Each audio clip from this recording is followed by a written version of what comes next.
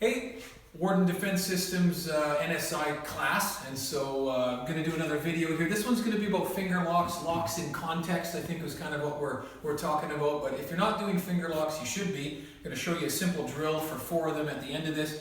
But first of all, I want to get your mind behind why the heck we're even doing it, so I'll give you a few little positional demos or something like that, right? So one of them could be that I'm engaging this fella first, right? So maybe I'm shooting for his eyes, get a natural flinch kind of reaction like that. Well, what I'm looking for, OODA loop principle, is for him to react and not be planning. So hairdo's all freaking worried here. It's okay, don't worry.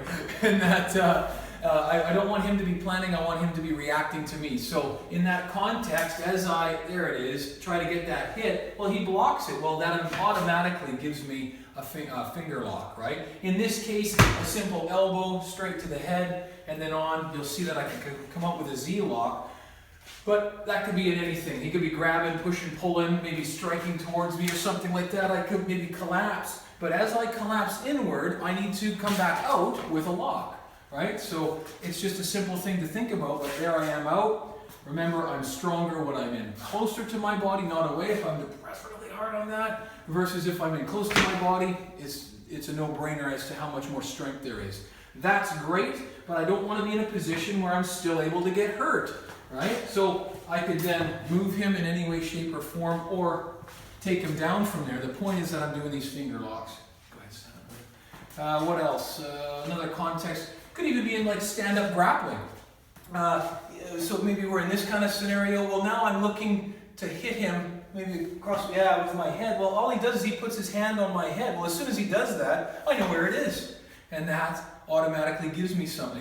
It's not like the grandiose, I have a lock on. Simply set him down quick, pop the chin, wham, set that, and I moved on for a strike or a lock or whatever. These things are held very momentarily, usually. Sometimes, maybe the old finger wag, we're gonna smash up with the vehicles or something like that, or bar conflict, although I guess we wouldn't be at the bar, but I could drag that and I could drag them all the way down. That could be a little bit of a longer one, but usually it's just a context where, there it is. I tried to hit him, didn't work, now I kind of set him down, and I see I could then pick him up, right? To stay in frame of the video, I could then move here, into the wall, check, hit him away, set him in, all that fun stuff could happen.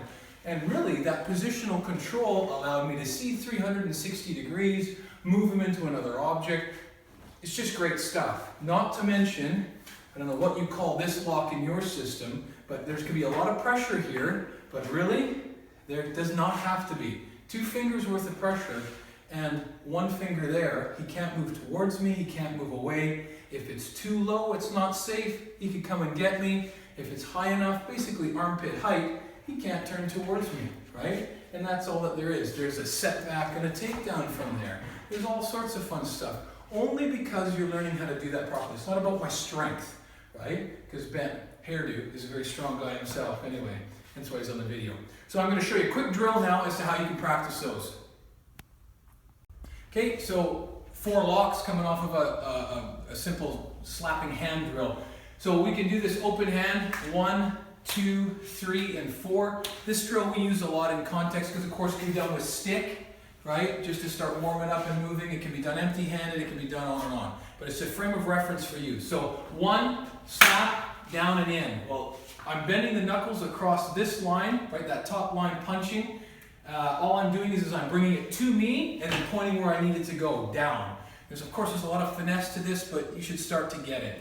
There is a big difference between having his hand and having his fingers, and remember, I am much stronger in close to my body. So for instance, if my hands touch, I bring it into me and I set it straight down.